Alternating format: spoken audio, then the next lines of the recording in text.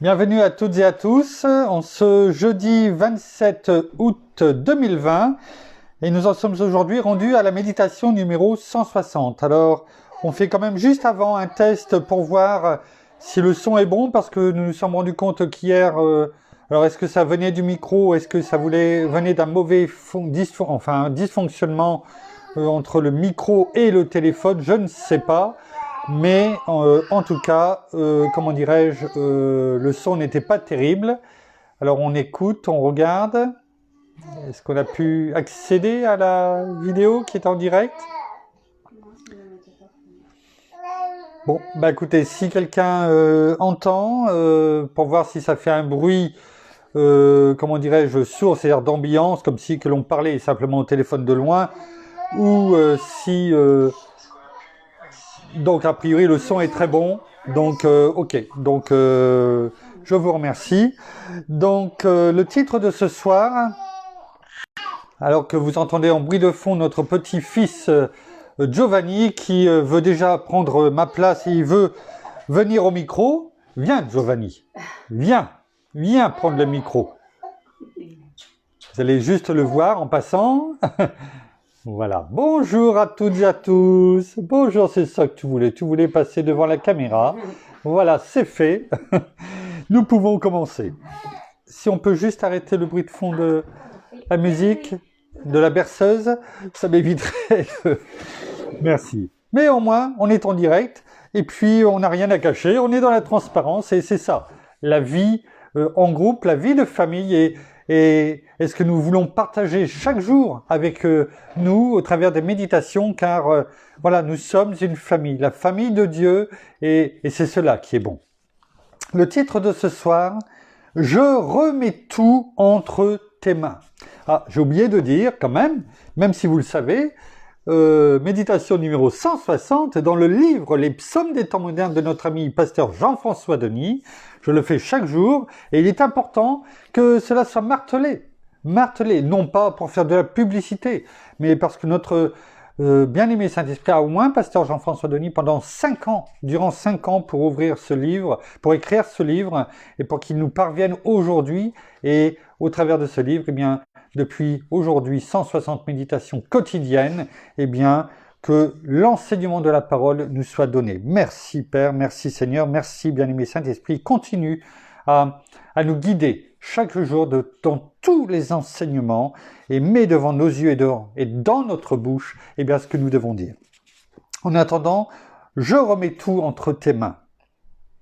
Je ne sais pas encore ce que demain me réserve, mais aujourd'hui, c'est ta parole que je médite et c'est ta loi de tout mon cœur que j'observe. De ma vie, du péché tu me préserves. Pour que tout au long de mon existence sur cette terre, toute mon âme, je te serve. Dans cette attente de vivre pleinement ce que tu as pour moi en réserve, je continuerai de tout mon cœur à prêcher ta parole avec verve, sachant qu'elle est une véritable source d'inspiration, qui au quotidien me change et me transforme à la gloire de ton nom. La vie avec toi est beaucoup plus simple, qu'une simple émotion. Elle se vit entre nous à travers cette véritable relation.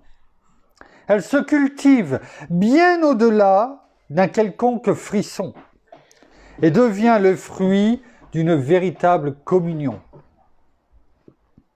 Elle est nettement supérieure à ma propre vision ou encore mes impressions. Elle se manifeste à travers cet engagement qui, de loin, surpasse mes propres. Préserve mon cœur de toutes ces mauvaises réflexions qui pourraient être causées par certaines situations et qui, par la suite, pourraient influencer mon interprétation de qui tu es, à travers une mauvaise compréhension.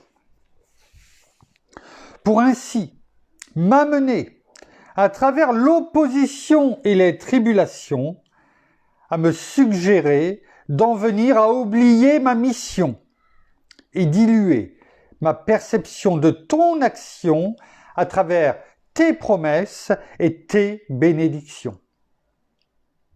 Je t'en prie et je t'en supplie aujourd'hui, demeure mon inspiration et qu'à travers tous ces moments de transpiration,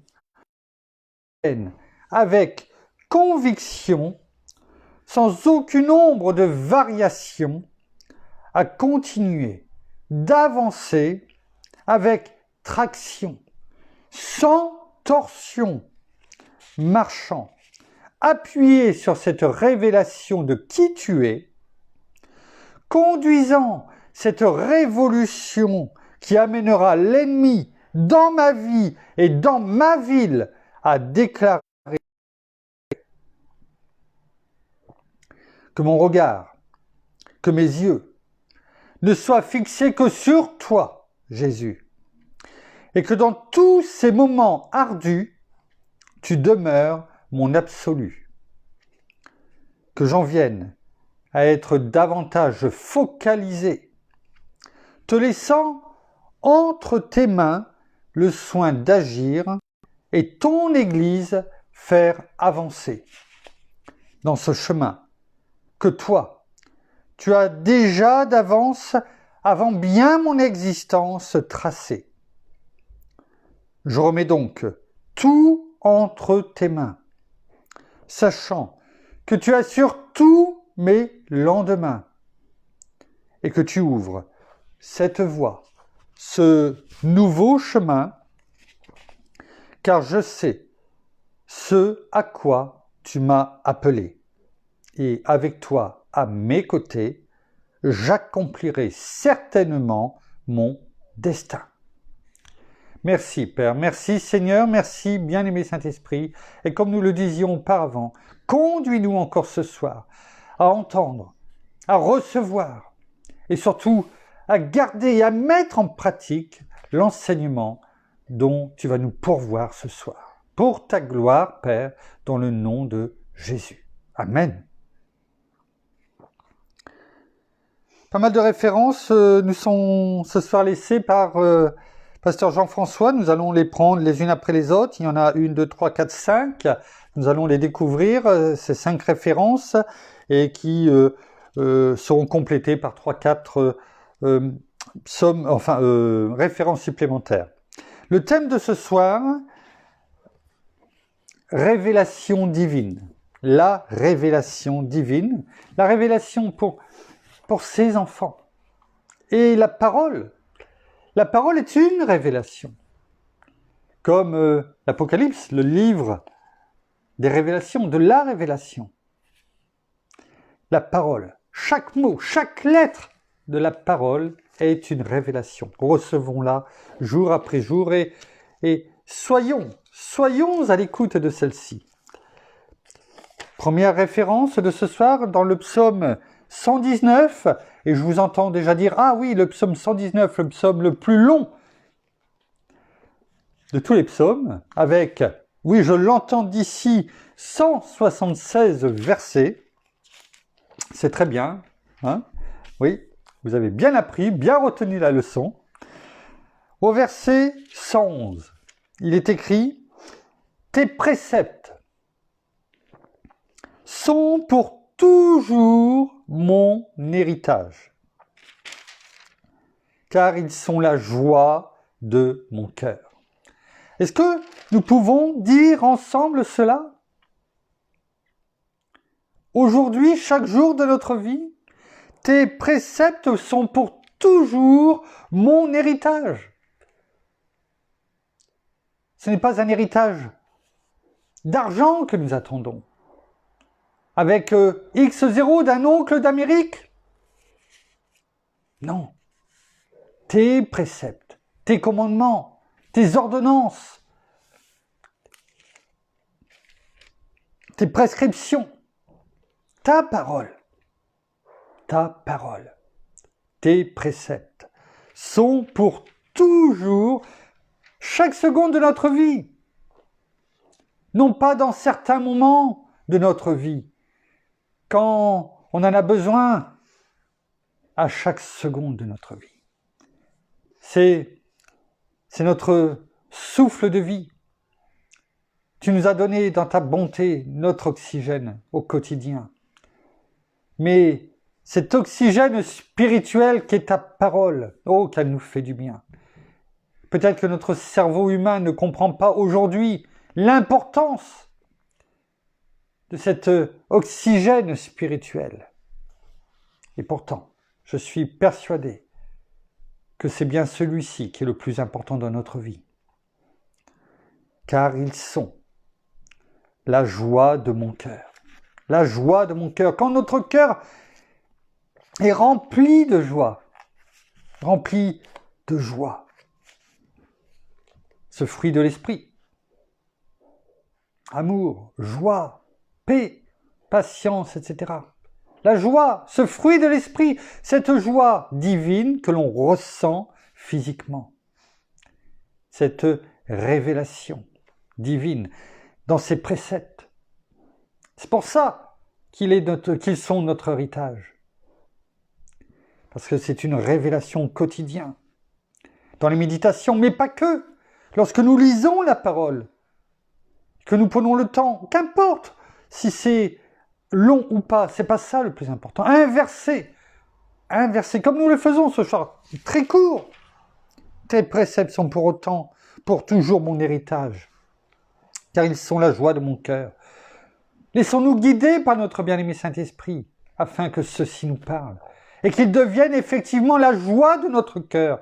Quand vous êtes dans la joie, c'est une véritable joie.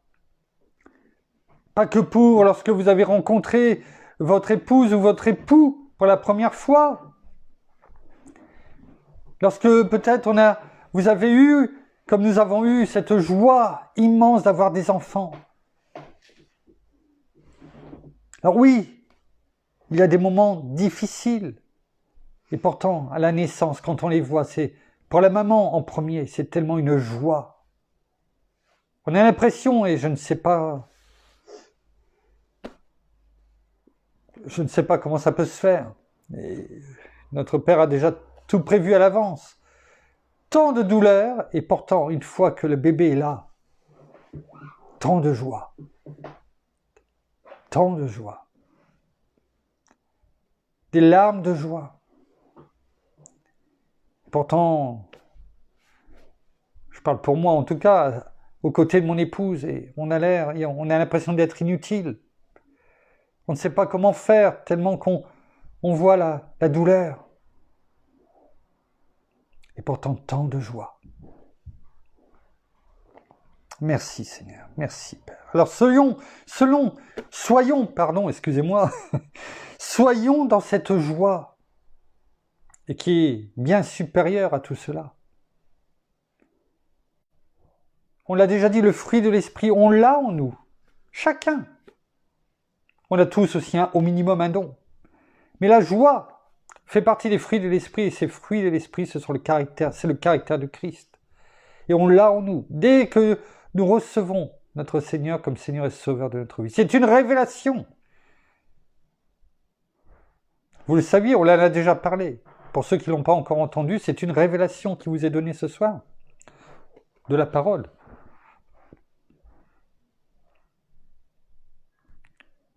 Nous avons ces fruits d'esprit. Ce qui veut dire que nous pouvons nous réjouir à chaque fois que nous ouvrons la parole. Comme nous le faisons là, par exemple, ensemble le soir. Bien sûr, tout dépend de vos disponibilités. Mais je dirais qu'on devrait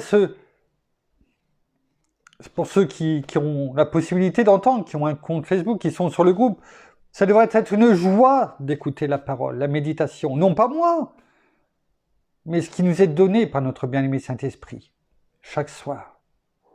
Et c'est notre Seigneur qui, la parole le dit dans Jean 14, verset 26, le consolateur que le Père enverra en mon nom, c'est le Saint-Esprit. C'est lui qui vous enseignera toutes choses et vous rappellera tout ce que j'ai à vous dire. On devrait être heureux de se dire ce soir, qu'est-ce que tu vas nous dire, bien-aimé Saint-Esprit? Qu'est-ce que tu vas nous enseigner dans le nom de Jésus? Qu'est-ce que tu vas vouloir nous transmettre? Et pourtant, malheureusement, on est tellement prompt à aller allumer la télé pour écouter les nouvelles, pour aller regarder la dernière série à la mode, pour aller regarder des séries à sensation, des genre Koh-Lanta ou autre. J'ai pas dit qu'il fallait pas regarder. Qu'importe, chacun regarde s'il aime, en son âme et conscience. La question n'est pas là. La question c'est cet empressement à se mettre devant sa série préférée. Bonne ou pas bonne, qu'importe. Avec peut-être son plateau, sa glace, son petit verre. Hein? Et surtout pas de bruit, de peur d'oublier une parole. Est-ce que l'on se précipite devant l'écoute de la parole de Dieu, devant son enseignement? Est-ce que l'on marque ce même empressement? Et pourtant, tes préceptes sont pour toujours mon héritage. Car ils sont. C'est pour ça. Hein, le car, vous savez, la conjonction de coordination qui explique pourquoi ils sont toujours mon héritage. Pourquoi ils sont toujours cet héritage? Parce que justement, ils sont la joie de mon cœur. Je sais que c'est comme un héritage. Je veux toujours, je cours, j'attends d'une passion. Oui, c'est une passion ardente que j'attends chaque jour pour voir ce que tu vas me dire. Est-ce que c'est le cas? Moi, chaque jour, je suis émerveillé par rapport à ce que j'ai préparé et finalement ce qui sort de ma bouche lorsque je lis les versets. Quand je prépare, je n'ai pas tout ça à dire et quand je suis avec vous, voilà. Chaque jour, je suis émerveillé de son amour pour nous, de son enseignement. Deuxième référence qui se trouve dans Job. Job,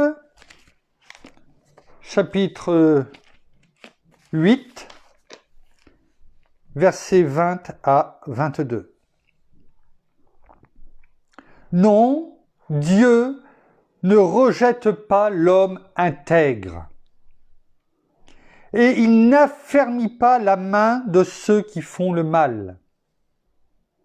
C'est pas notre Dieu, ça. Il a dit qu'il ne nous délaisserait pas, qu'il ne nous abandonnerait pas. Pourtant, Job ne le savait pas. Il n'avait pas eu cette révélation écrite à ce moment-là. Et pourtant, il avait eu cette révélation divine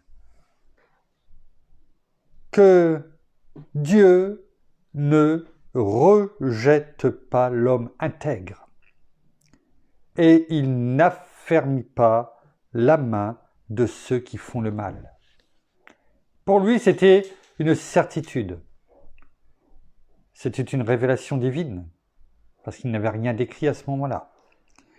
Il continue en disant, bientôt, il remplira ta bouche, vous savez de quoi? De cris de joie. Est-ce que nous avons des cris de joie ce soir en entendant l'enseignement de notre Père, de notre Seigneur, de notre bien-aimé Saint-Esprit? Et tes lèvres d'acclamation. Merci, Père.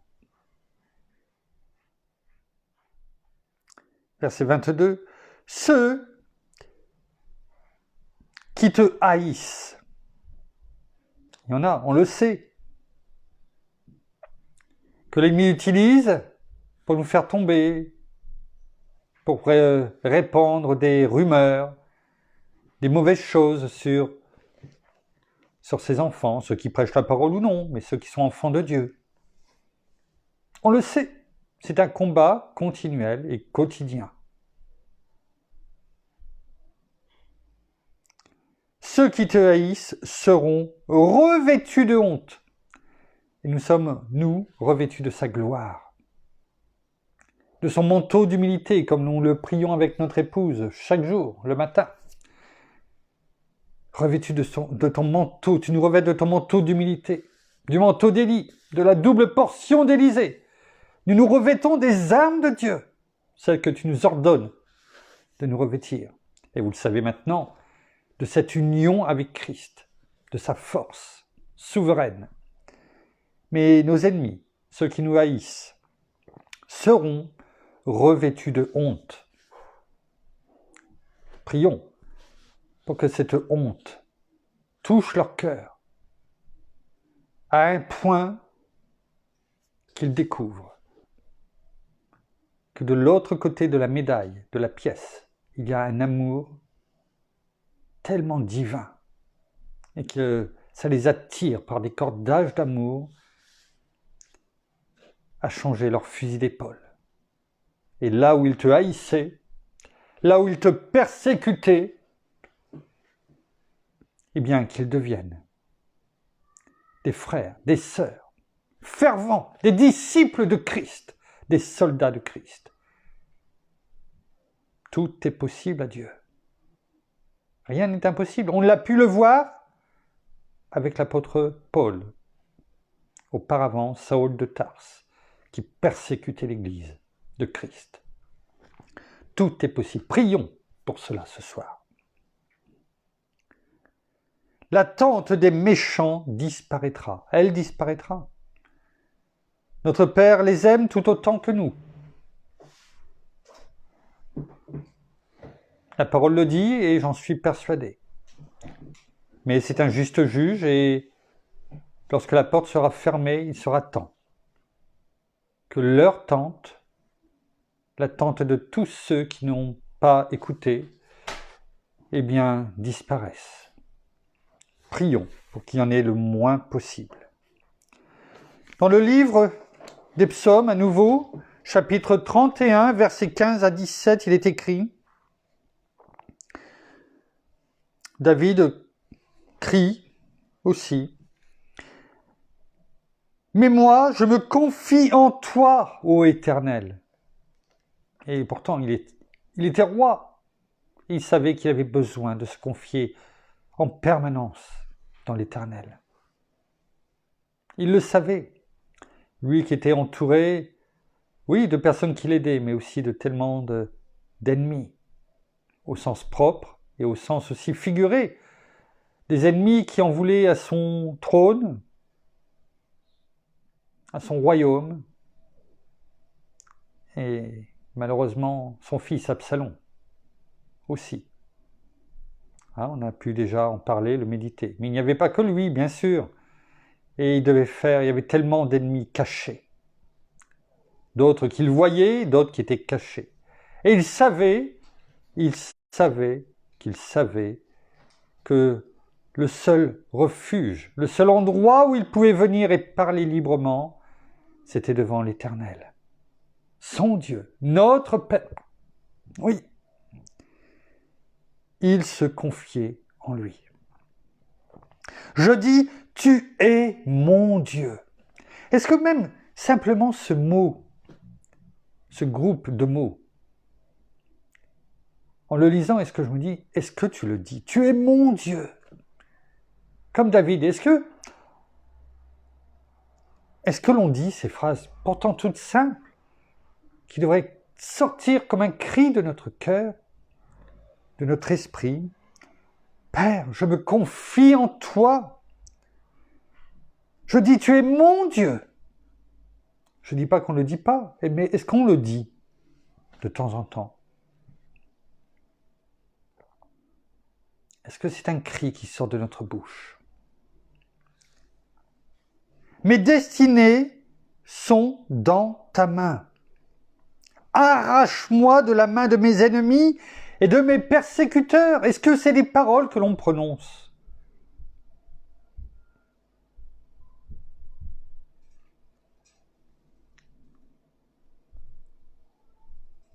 nos ennemis, nos persécuteurs, les tempêtes, ceux qui nous empêchent de rentrer peut-être dans notre destinée.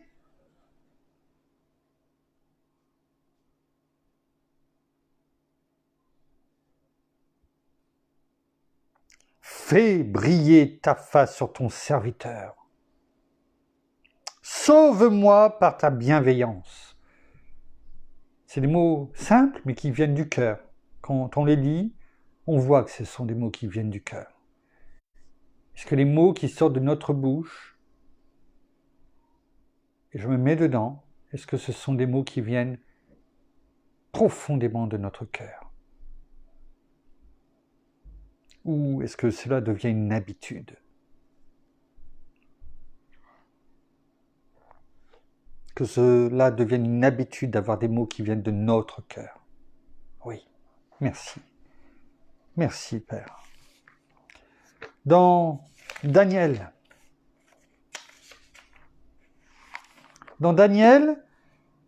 chapitre 2, au verset 21 et 22. Daniel, chapitre 2, versets 21 et 22. Il est écrit: « À lui appartiennent la sagesse et la force. C'est lui qui change les temps et les circonstances, qui renverse les rois, qui établit les rois, qui donne la sagesse aux sages et la science à ceux qui ont de l'intelligence. C'est lui qui révèle ce qui est profond et caché, qui connaît ce qui est dans les ténèbres, et la lumière demeure avec lui. » On veut entendre parler de révélation divine, lisons Daniel. Est-ce que vous avez déjà lu le livre de Daniel, tout simplement? Vous auriez dû déjà, parce qu'on en a déjà parlé, on a déjà médité sur le livre de Daniel. Je vous avais exhorté même à lire le livre de Daniel. Est-ce que vous avez pris le temps de lire le livre de Daniel? Vous auriez dû. S'il y a quelqu'un qui sait, en disant et en déclarant et en proclamant ces paroles, combien elles pouvaient être aussi tout simplement à chaque fois des appels à être en prison, voire même être tué, il vivait au règne de Nebuchadnezzar, à qui appartenait pratiquement tout, enfin à qui appartenait toute la terre, en tout cas tous les endroits qui étaient connus sur la terre. Ce dictateur qui a fait une statue sur laquelle tout, au son de la trompette, eh bien tout le monde devait se plier à genoux. Ces gouverneurs qu'il y avait et qui étaient tels des espions pour ramener au roi et éliminer tous ceux qui pouvaient leur faire de l'ombre, et ça a été le cas pour Daniel, qui était celui qui avait été mis en place aussi en tant que gouverneur et qui était celui qui dominait tous les autres gouverneurs. Donc, la jalousie, comme en politique aujourd'hui. Celui que c'était l'homme à abattre. Et pourtant, il n'a jamais détourné sa tête de Dieu. Et les révélations divines, il en connaît un rayon. Parce qu'il a dû appeler par Nebuchadnezzar qui voulait mettre à mort tous ceux qui étaient autour, ces soi-disant penseurs, s'il n'avait pas la révélation de son songe. Mais sans le dire. Et Daniel a dit, mon Dieu va pouvoir le faire. Et il a eu, Daniel, cette révélation du songe du roi, alors qu'il n'avait rien dit. Et il lui a donné l'explication. Tout cela par révélation divine. Et ces révélations, c'est celles qui nous donnent tout ce qui allait se passer de Daniel jusqu'à la fin des temps. Si vous voulez des révélations divines, en voir, lisez le livre de Daniel.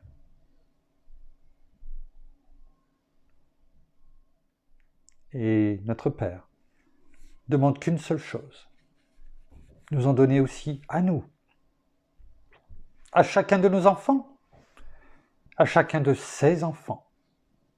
Il veut se révéler divinement. Je ne dis pas comme Daniel, chacun est différent. On n'est pas là à vouloir ressembler à, sauf à Christ, à son caractère, afin qu'il rayonne tellement en nous, eh bien, qu'on puisse dire, comme l'apôtre Paul, « Soyez mes imitateurs. Oh, non pas de moi, mais de Christ en moi. » Voilà ces révélations que notre Père veut tout simplement nous donner. Il a tellement de mystères à nous révéler. Il l'a dit, et il veut le faire. Ayons simplement un cœur qui veut garder ses préceptes pour toujours et qui sont vraiment la joie de notre cœur.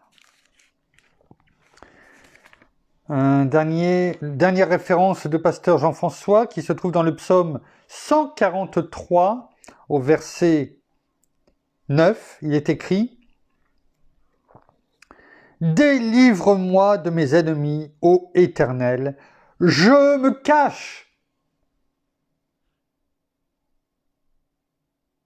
C'est normal, non? Il demande à notre Père de le délivrer de ses ennemis. Et il répond après, je me cache. Et quoi de plus normal de se cacher de ses ennemis, non? Vous ne feriez pas la même chose? Vous voyez l'ennemi arriver. Vous savez qu'il est là, qu'il traîne dans les barrages. Qu'est-ce que vous faites? Vous vous cachez? Ce qui paraît logique. Mais regardez la logique de David. Délivre-moi de mes ennemis, ô Éternel. Je me cache auprès de toi. Voilà où il se cache. Il ne cherche pas un lieu où se cacher. Il se cache auprès de notre Père. Parce qu'il sait qu'il combattait pour lui. Ou qu'il le gardait à l'ombre de ses ailes.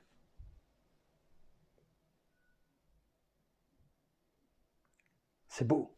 Est-ce que lorsque nous craignons quelque chose,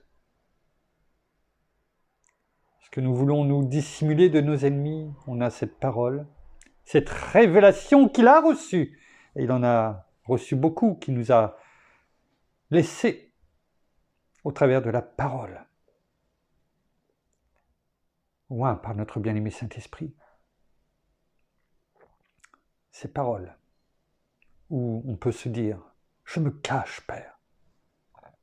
Je me cache auprès de toi. »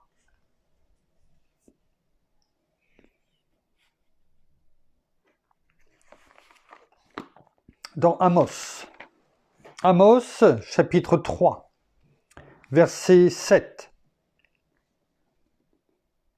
il est écrit « Ainsi, le Seigneur ne fait rien », notez bien, il ne fait rien, « Ainsi le Seigneur, l'Éternel, ne fait rien ». C'est-à-dire, quand on ne fait rien, on ne fait rien.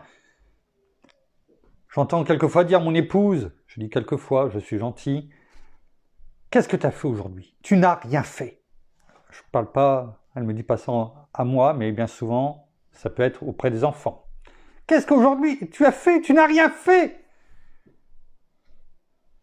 Je pense que quand elle dit ça, c'est qu'elle n'est pas très contente et que dans sa tête, elle ne voit pas les choses qui ont été faites parce qu'elle dit « Tu n'as rien fait. » Elle est en face de moi, je lui pose la question, quand tu dis « Tu n'as rien fait » ou « Qu'est-ce que tu as fait ?» En posant la question, quelque part, tu n'attends aucune réponse parce que tu as dit « Tu n'as rien fait. » On est d'accord. Quand on ne fait rien, on ne fait rien.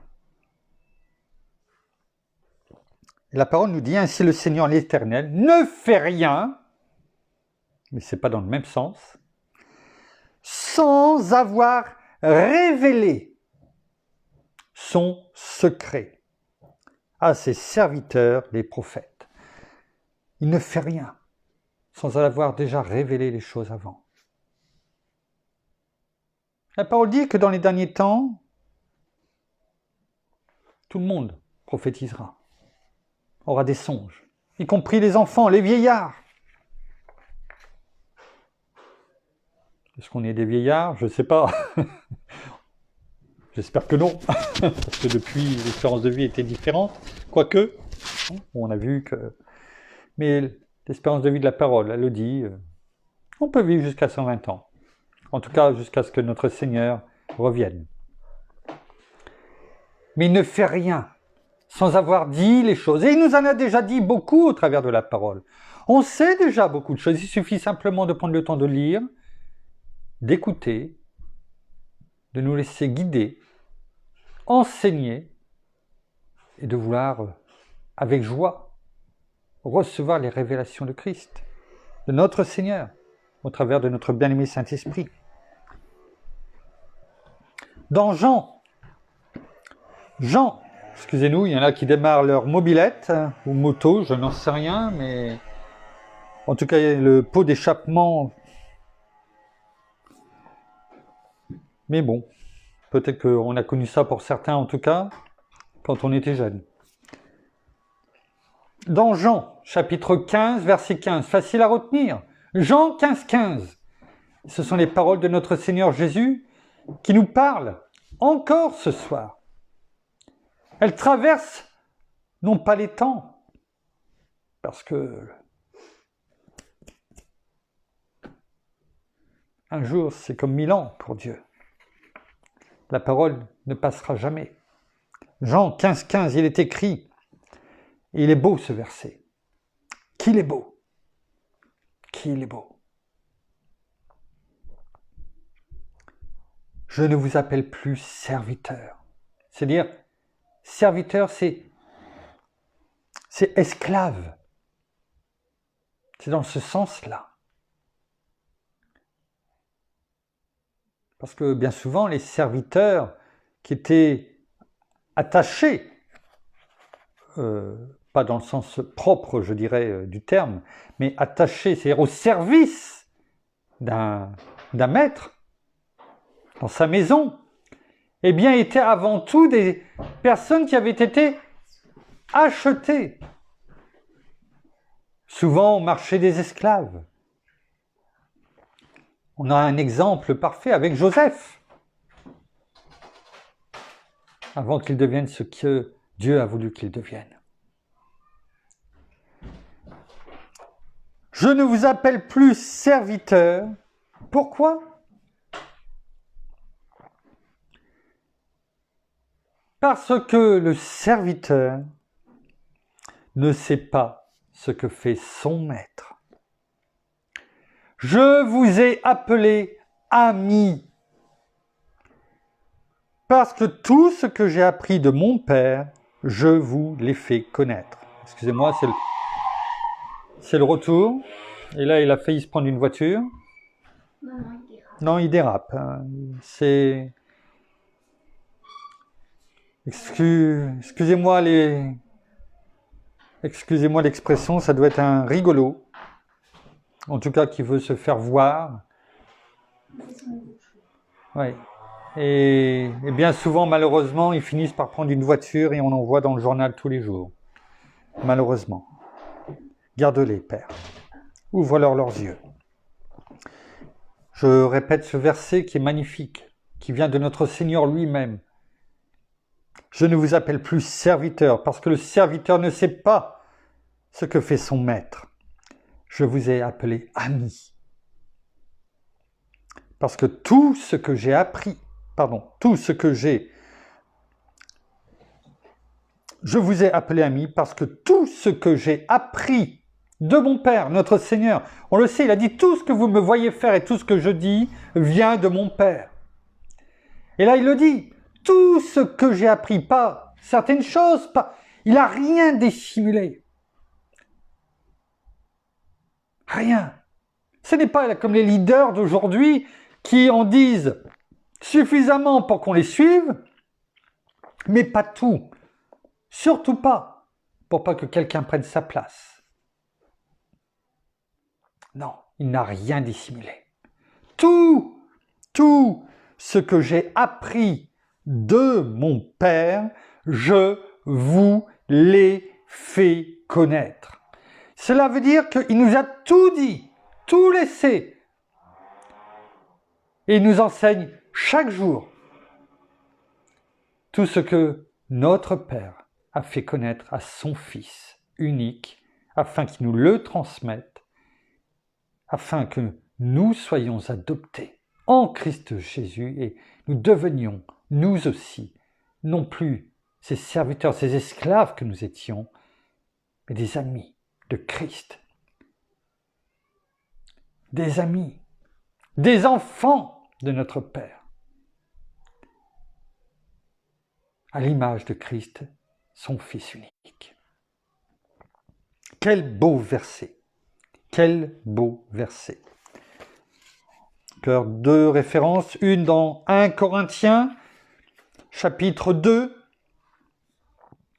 versets 9 et 10. Oh, continue dans tes révélations. Oh oui. Mais c'est comme il est écrit, ce que l'œil n'a pas vu, ce que l'oreille n'a pas entendu, et ce qui n'est pas monté au cœur de l'homme. Voyez, ce qui est monté, comme on monte à Jérusalem, ce qui n'est pas monté au cœur de l'homme. Tout ce que Dieu a préparé pour ceux qui l'aiment. Voyez, peut-être que tu n'as pas encore entendu, vu, ce n'est peut-être pas encore monté à ton cœur. Et pourtant, tout ce que Dieu a préparé, c'est-à-dire qu'il l'a déjà préparé, à table. Tu descends pour manger parce que tu sais que tout est prêt, tout est préparé. Tu ne te poses pas la question. Quand on te dit à table, tu sais que tu viens, tu vas manger. Tu n'arrives pas en disant « mais c'est pas prêt ». Non, on t'a dit que c'était à table. Donc tu descends pour venir à table et manger. Tu sais que tu vas manger. Et pourtant là, la parole nous dit que tout ce que Dieu a préparé, il te dit « viens manger ». C'est l'heure. Viens manger ma nourriture spirituelle. Tout est prêt. Il nous le dit. Pour ceux qui l'aiment. Pour toi, pour moi. Et pourtant, est-ce que nous avons suffisamment faim pour descendre et manger, nous mettre à la table du Maître, de notre Père? Tout est là. Tout est sur la table. À nous. À nous. Dieu nous l'a révélé par l'Esprit qui est en nous, notre bien-aimé Saint-Esprit. Car l'Esprit sonde tout. Notre bien-aimé Saint-Esprit sonde tout. Il nous connaît parfaitement, mieux que nous, dans les moindres recoins. C'est pour cela que notre bien-aimé Saint-Esprit, quand on le laisse agir, y compris dans la prière, eh bien, il sait. Et de nos bouches, à ce moment-là, s'élèvent des prières, des soupirs inexprimables, comme il est dit dans la parole, et qui montent comme un parfum de bonne odeur auprès de notre Père, parce que lui sait ce que nous devions dire. Car l'Esprit sonde tout, même les profondeurs de Dieu. Vous ne savez pas ce qu'il faut demander dans la prière? Je ne sais pas quoi prier. Je ne sais pas quoi demander. Laisse. Comme nous venons de l'entendre dans la parole, le bien-esprit te sondait. Lui qui sonde jusqu'aux profondeurs de Dieu, tu crois qu'il ne peut pas te sonder, qu'il ne te connaît pas parfaitement? Mais c'est un gentleman. Il ne fera pas les choses si tu ne lui donnes pas, si tu ne lui laisses pas les rênes de ta vie. Laisse-lui le volant. Il est le copilote de notre vie. Le pilote, c'est notre Père, notre bien-aimé Saint-Esprit, le copilote. Le chemin, la voiture, le moteur, notre Seigneur Jésus. Et toi, tu es à l'arrière de la voiture. Laisse-toi conduire. et tu arriveras toujours au bon endroit au bon moment. Enfin, pour terminer, regardons ce qui est écrit dans Éphésiens. Éphésiens chapitre 1, versets 9 et 10. Il est écrit la révélation du mystère divin. Il nous a fait connaître le mystère de sa volonté. Le dessein bienveillant qu'il s'était proposé en lui, c'est-à-dire en Christ, pour l'exécuter quand les temps seraient accomplis, réunis sous un seul chef. Un seul, pas d'autre, pas un autre, le Christ. Un seul chef. Il n'y en a qu'un. Il n'y a qu'un seul vicaire. Il n'y en a pas d'autre. Un seul chef, le Christ. Tout ce qui est dans les cieux et ce qui est sur la terre. Ouais. Réunir sous un seul chef, le Christ, tout ce qui est dans les cieux et ce qui est sur la terre. Ayons cette révélation que notre Père a déjà tout préparé d'avance, qu'il a envoyé son Fils unique, comme on l'a lu dans Jean 15,15, afin qu'il nous fasse connaître tout ce que notre Père lui a montré, lui a donné, afin qu'il nous le transmette encore aujourd'hui. Nous avons le manger, nous avons le boire, la parole de Dieu, la source d'eau vive, avec notre bien-aimé Saint-Esprit. Alors sachons tout simplement crier de joie.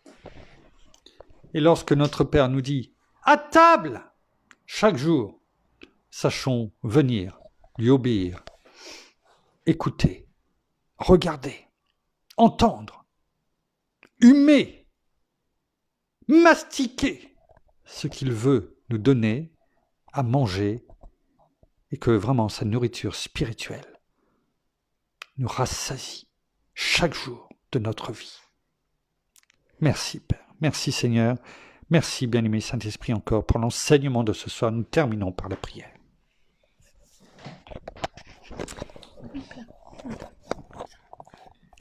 Seigneur, merci encore ce soir pour cet enseignement. Merci pour ta parole, eh bien, qui nous est révélée chaque jour. Merci parce que de nous renouveler et de nous fortifier, mais aussi merci pour cet esprit de révélation. Nous voulons avoir toutes ces révélations et nous voulons, Père, te laisser aux commandes de nos vies et nous laisser, eh bien, conduire par toi, notre Seigneur Jésus-Christ. C'est toi qui nous conduis vers notre Père, là où tout est préparé. Parce que Père, toi seul connais ce qui est bon pour nous, même si nous pensons connaître tout de nos vies. Mais nous ne connaissons rien. Toi seul connais tout de nous, parce que c'est toi notre Père, c'est toi qui nous as créés. Tu nous connais, nous sommes tes enfants, et tu sais tout de nous. Tu nous connais depuis le ventre de notre mère. Tu sais tout de nous. Alors oui, nous voulons vraiment savoir tout ce que tu as préparé pour nous.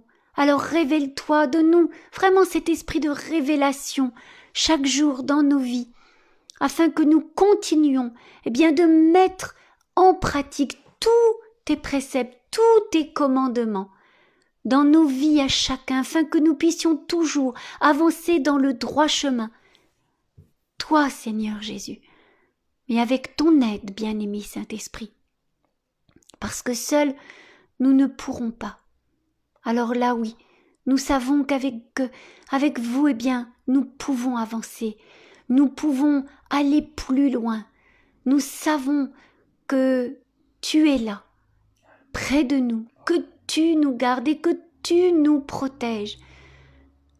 Alors merci pour tout, merci pour toutes ces bénédictions, merci aussi pour ce chemin tracé devant nous, plein d'espoir, d'amour pour tes enfants, Père, parce que tu as déjà tout prévu, tout préparé, et tu as envoyé ton Fils unique pour nous sauver.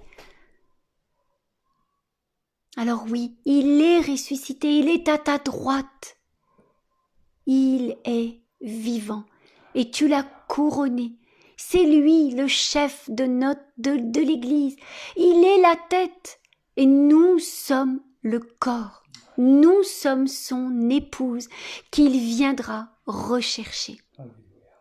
Alors merci pour toutes ces révélations et donne-nous toujours ce discernement afin de ne pas nous laisser entraîner par toutes ces choses du monde, par toutes ces choses de la vie, qu'elles soient mondaines ou non, de notre vie quotidienne, et ne pas nous laisser séduire par toutes ces manœuvres que peut nous mettre en nous et surtout par toutes ces manœuvres de l'ennemi.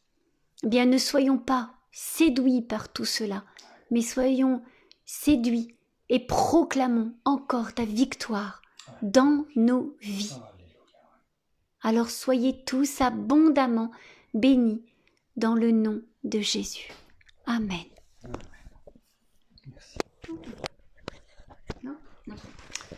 Voilà, ainsi s'achève la méditation de ce jour. Nous vous donnons rendez-vous demain au même endroit, sûrement à la même heure, bon, sauf cas exceptionnel, on verra bien. En attendant, nous vous bénissons abondamment, comme mon épouse l'a dit, et de toutes les bénédictions spirituelles dans les lieux célestes en Christ. Nous vous saluons également nos amis au Québec, au Canada, dans toute la francophonie. En tout cas, nous vous aimons, chacun d'entre vous, de tout notre cœur. Et nous prions aussi pour vous, nous vous soutenons également, et que cela soit, en tout cas, c'est une exhortation pour chacun d'entre nous, de prier les uns pour les autres, c'est ce que la parole aussi nous demande de faire, de nous épauler les uns les autres par la prière. En tout cas, passez une bonne soirée et je vous dis à demain. Au revoir.